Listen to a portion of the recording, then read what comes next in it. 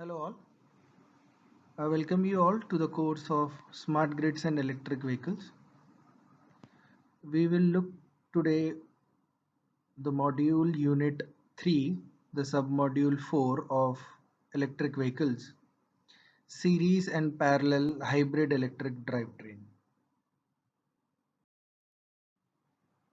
In last lecture, we looked over the differences between electric vehicle and conventional vehicles. Then we looked into the architecture of designing an electric vehicle, introduced ourselves to the concept of hybrid electric vehicles and discussed different configurations or the classifications of the same. In today's lecture, we will concentrate on series and parallel configurations of hybrid electric vehicles, which we introduced in last class. We will be looking into the details and the operating modes of both these configurations. In last class, we looked into the block diagrams for different classification of hybrid electric drivetrains on the basis of coupling between the transmission and fuel. Series configuration being the electrical coupling, parallel configuration being the mechanical coupling. Series parallel configuration was the combination of series and parallel structures with two power couplers. One was mechanical and one was electrical. Complex series parallel was the fourth classification, which is similar to series parallel structure, but the difference was that the electrical coupling function was moved from the power converter to the batteries, and thus one more power converter was added between motor and generator and the batteries. Today we will discuss the series hybrid electric drivetrain in detail. A series hybrid drivetrain is one in which two electric power sources feed a single electrical power plant, which is the electrical motor here, that propels the vehicle. The configuration that is most often used is the one that is shown in the figure here. The unidirectional energy source is a fuel tank, and the unidirectional energy converter, which is the power plant, is an IC engine coupled to an electrical generator. The output of the electrical generator is connected to a power DC bus through a controllable electronic converter, which is called as the rectifier. The bidirectional energy source is a battery pack connected to the power DC bus by means of a controllable bidirectional power electronic converter, the DC-DC converter. The power DC bus is also connected to the controller of the electric motor, which is the traction motor. The traction motor can be controlled as either a motor or a generator and in forward or reverse motion. This drivetrain may need a battery charger to charge the batteries by wall plug-in from a power grid. The series hybrid electric drivetrain originally came from an electrical vehicle on which an additional engine generator was added to extend the operating range that is limited by the poor energy density of the batteries. Now let's look and deep dive into the series hybrid electric drivetrain configuration with a vehicle controller. The drivetrain needs a vehicle controller to control the operation and power flows based on the driver's operating command through accelerator and brake pedals and other feedback information from the components, as we can see from the figure.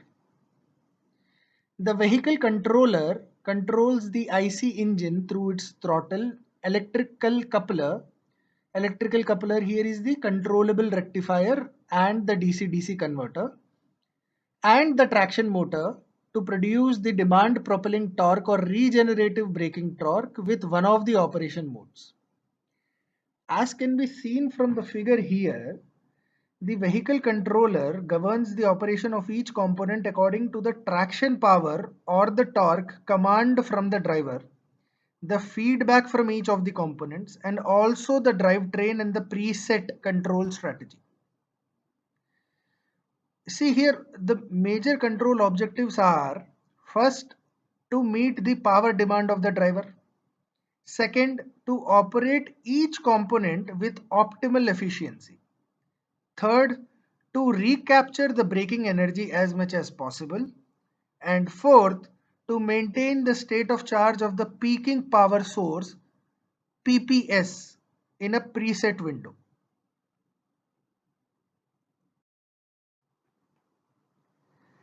The drivetrain has several operating modes that can be used selectively according to the driving conditions and the wishes of the driver, as the driver desires. These operating modes are: first one is the hybrid traction mode. When a large amount of power is demanded, that is, the driver steps hard on the pedal, accelerator pedal, both the engine or generator and peaking power source PPS supply their power to the electric motor drive. In this case, the engine should be controlled to operate in its optimal region for efficiency and emission reasons, as shown in the figure. The PPS, which is the peaking power source, supplies additional power to meet the traction power demand. This operation mode can be expressed as P demand equal to the engine generator power and the peaking power source power. The second mode is the peak power source alone traction mode. In this operating mode, the peaking power source PPS alone supplies its power to meet the power demand, and the governing equation is like this. Engine generator, the third mode is the engine generator alone traction mode. In this operating mode, the engine or generator alone supplies its power to meet the power demand, and hence the governing equation is like this.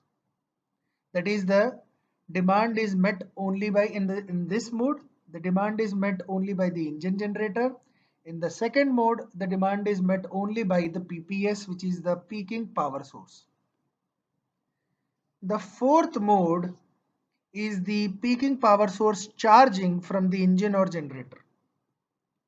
When the energy in the PPS decreases to some threshold, which is the bottom threshold, the PPS must be charged. This can be done by the regenerative braking or also by the engine generator. Usually what happens is the engine generator charging is needed because the regenerative braking charging is insufficient. In this case, the engine generator power is divided into two parts, one to propel the vehicle forward and the other to charge the PPS. It should be noted here that the operation mode is only effective when the power of the engine generator is greater than the load power demand. The PPS power is given a negative sign when it is being charged. Note it. The PPS power is given a negative sign when it is being charged. The fifth mode is the regenerative braking mode. In this mode, what happens is when you brake the vehicle, when a vehicle brakes, the electric motor, the traction motor, is used as a generator, converting the part of the kinetic energy of the vehicle mass into electrical energy and charges the PPS.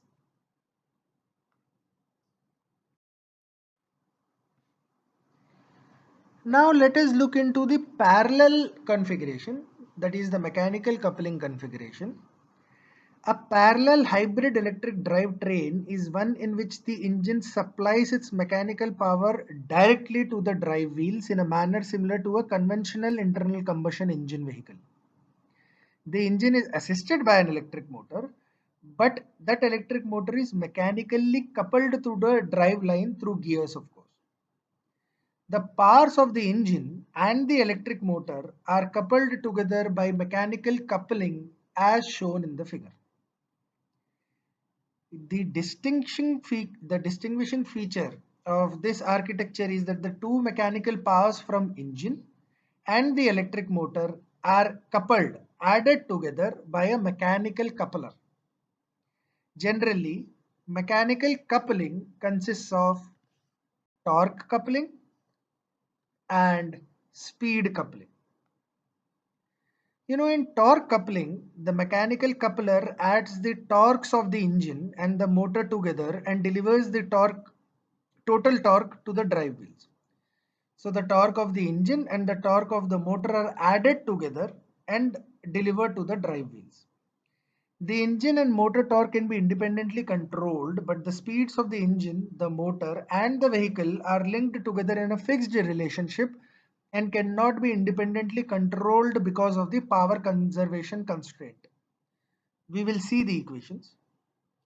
Similarly, in speed coupling, the speeds of the engine and the motor are added together, and all the torques are linked together and cannot be independently controlled.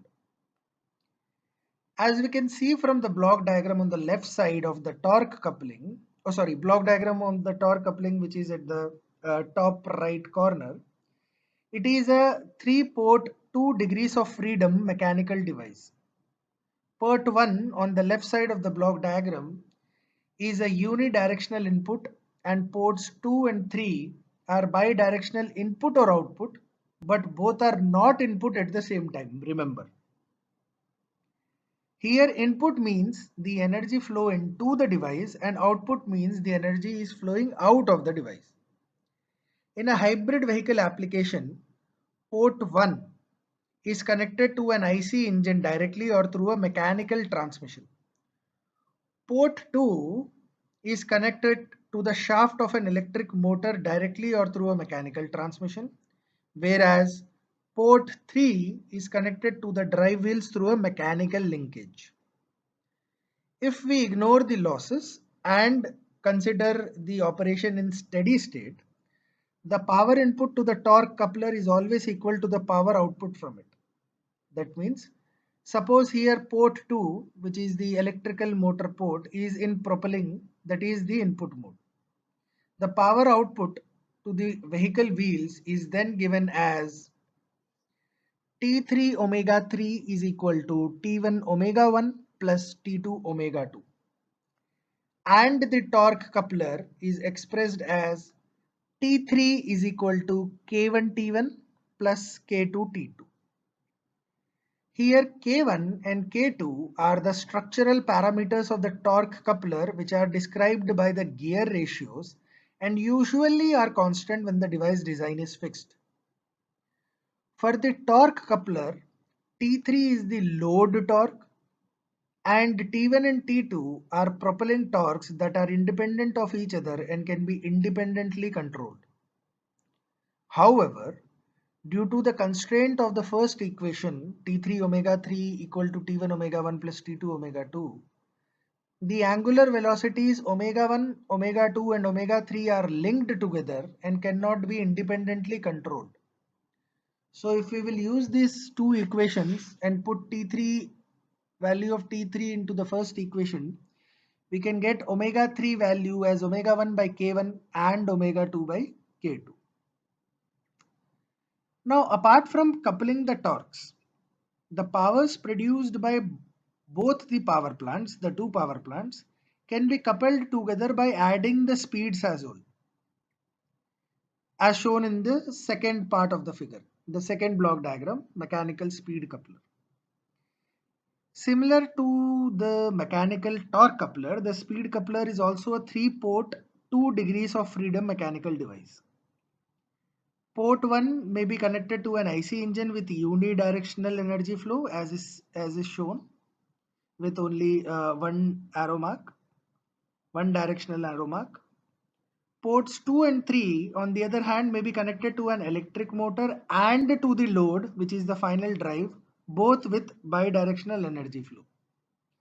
The mechanical speed coupler has the property omega 3 is equal to K1 times omega 1 plus K2 times omega 2. Here, K1 and K2 are constants associated with the structural and geometric design. Among the three speeds, omega 1, omega 2, and omega 3, two, two speeds are independent of each other and can be controlled independently. Due to the constraint of power conservation, the torques are linked together. And here you can get the torque as T3 equal to T1 by K1 and T2 by K2, in which the minimum torque determines the other two. Also, it is to be noted here that by combining torque and speed coupling, one may establish an hybrid electric drivetrain in which torque and speed coupling states can be alternatively chosen. And by adding another power plant, a hybrid electric drivetrain with both speed coupling and torque coupling at the same time can also be realized. So what we are seeing here on your screen is an independent coupling. There can be a combination of torque and speed coupling where at one time you are either using the torque coupler or the speed coupler. But by adding another plant, you can use both the speed coupler and the torque coupler at the same time. A good example is the one developed and implemented in the Toyota Prius by the Toyota Motor Company.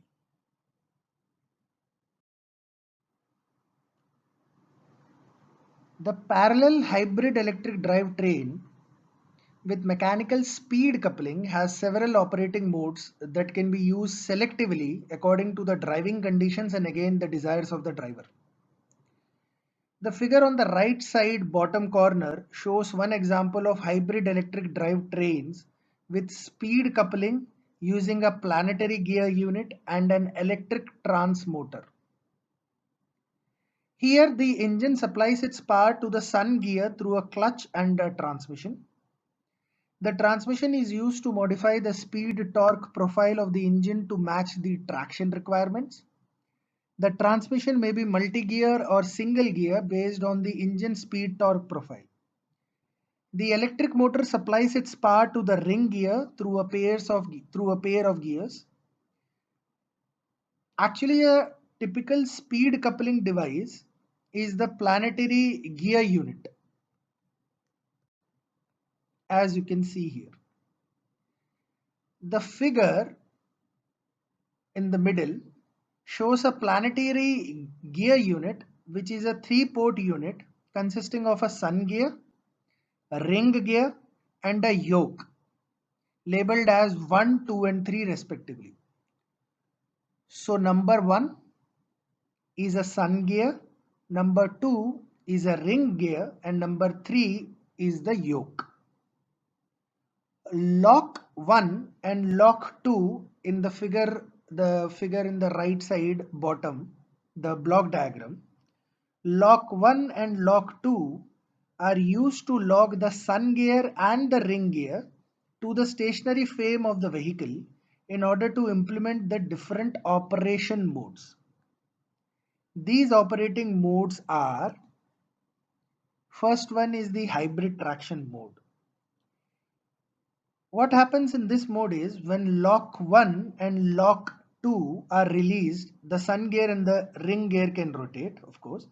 Both the engine and the electric machine supply positive speed and torque. That means positive power to the drive wheels. The output speed and torque from the yoke of the planetary unit are described by the equations which we discussed in the previous slide for the speed coupling. That is, the rotational speed of the yoke is the summation of the sun gear speed and the ring gear speed. Now, sun gear speed is the engine speed, which is proportional to the engine speed, whereas the ring gear speed can be the electric motor speed or proportional to the motor speed. However, the output torque from the yoke is proportional to the engine torque and the motor torque. The second mode is the engine alone traction mode. In this mode, what happens is when lock 2 locks the ring gear to the vehicle frame and lock 1 is released, the engine alone supplies power to the drive wheels. From the speed coupling equations again, which we discussed in the previous slide, the speed of the yoke is proportional to the speed of the sun gear as this equation. Omega 3 is equal to omega 1 divided by 1 plus Ig. And the torque output from the yoke is proportional to the torque applied on the sun gear from the engine as T3 is equal to T1 times 1 plus Ig, where Ig is the gear ratio. The third mode is the motor alone traction mode. In this mode, when lock 1 locks the sun gear to the vehicle frame, engine is shut off and engine clutch is disengaged, and lock 2 is released, only the electric motor supplies its power to the drive wheels. The speed of the yoke is proportional to the speed of the ring gear and is given as omega 3 is equal to omega 2 times Ig, omega 2 into Ig and divided by 1 plus Ig. And the torque output from the yoke is proportional to the torque applied on the ring gear by the electric motor as T3 is equal to 1 plus Ig divided by T1 times Ig. The fourth mode is the regenerative braking mode. Here, the states in this mode, the states of lock 1 and lock 2 are the same as in motor alone traction mode. The engine is also shut off. The engine clutch is also disengaged. But the electric machine is controlled in regenerative mode. When I say that the electric machine, the motor is controlled in a regenerative mode means negative torque. So the kinetic or potential energy of the vehicle is absorbed by the electrical system, batteries. Next mode is the battery charging from the engine mode. The engine clutch and lock 1 and lock 2 are in the same state as in the hybrid traction mode. However, the electric motor is controlled to rotate in the opposite direction, that is negative speed. Thus, the electric motor operates with positive torque and negative speed, which is the negative power, and absorb energy from the engine and deliver it to the batteries. In this case, the engine power is split into two parts by decomposing its speed. I repeat again, in this mode, the battery charging from engine mode, the electric motor operates with positive torque and negative speed, hence the negative power, and absorb energy from the engine and deliver it to the batteries. Having seen the operation modes and discussed in detail the design of both series and parallel hybrid electric drive trains, let us look into the advantages and limitations of both. The series hybrid electric drivetrain offers several advantages. First is that there is no mechanical connection between the engine and the drive wheels in case of series hybrid electric drivetrains, the electrical coupling drivetrain. Consequently, the engine could be potentially at any point on its speed torque map. This distinct advantage with a sophisticated power flow control provides the engine with opportunities to be operated always within its maximum efficiency region, as shown in the block diagram configuration figure in previous slides. The efficiency and emissions of the engine in this narrow region may be further improved by some special design and control technologies, which is much easier than in the whole operating domain. Furthermore, the mechanical decoupling of the series hybrid electric drivetrain engine from the drive wheels allows the use of high-speed engines where it is difficult to directly propel the vehicles through a mechanical link such as gas turbines or power plants, because these power plants or gas turbines have slow dynamic responses like Stirling engine. Now, the second biggest advantage for the series hybrid electric drivetrain is here the electric motors have a torque speed profile that is very close to the ideal for traction. The series hybrid electric drivetrain may not need a multi-gear transmission. So when there is no multi-gear transmission, the structure becomes greatly simple and it can cost less. Furthermore, two motors can be used, each powering a single wheel, and the mechanical differential can be removed. Such an arrangement also has the advantages of decoupling the speeds of two wheels, a function similar to that of a mechanical differential, and an additional function of anti-slip similar to the conventional traction control. Furthermore, four in the wheel motors may be used, each one driving a wheel. That is four in wheel motors. Number four in wheel motors. In such a configuration, the speed and torque of each wheel can be independently controlled. Consequently, the drivability of the vehicle is significantly enhanced. This is very important for off-road vehicles, which usually operate on difficult terrain such as ice, snow, and soft ground. Also, for series hybrid electric drivetrain, the control strategy of the drivetrain may be simple compared to other configurations because of its fully mechanical decoupling between the engine and the wheels. Now let us look into the limitations, the disadvantages of the parallel hybrid electric drivetrain. The major disadvantage in the parallel hybrid electric drivetrain is the mechanical coupling between the engine and the drive wheels. Since then, the engine operating points cannot be fixed in a narrow speed and torque region. Another disadvantage is the complex structure and control, as we saw in the operating mode slide and also in the design slide.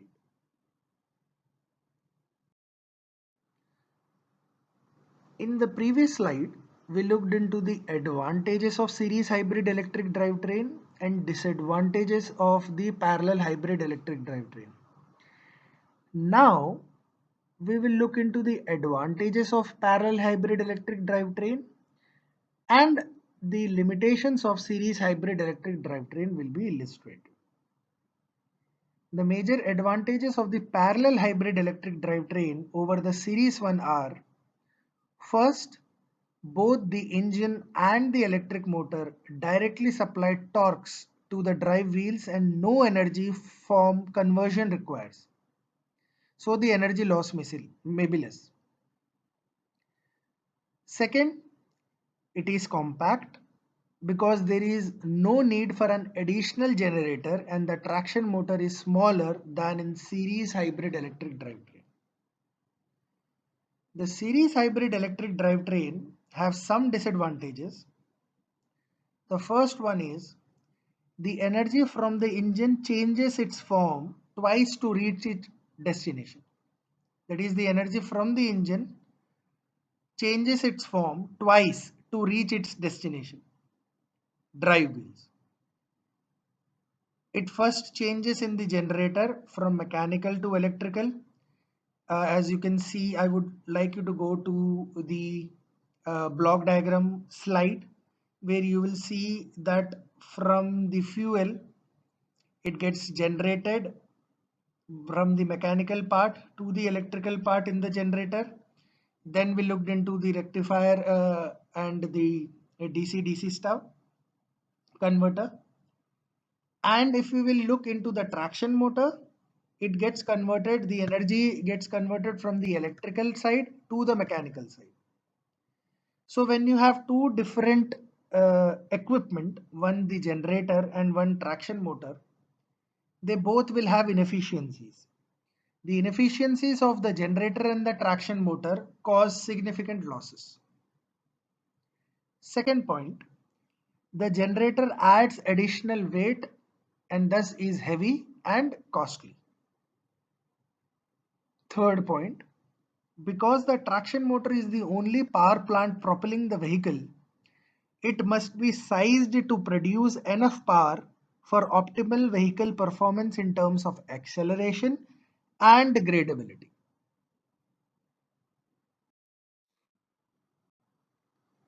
Today, we looked into the series hybrid electric drivetrains configuration, operating modes of the electrical coupling part, the advantages and disadvantages. And the same was discussed in detail for the mechanical coupling configuration, which is called as the parallel hybrid electric drivetrain. Next class, we will start with the electric propulsion system, where we will be looking into the electric drives part. Thank you.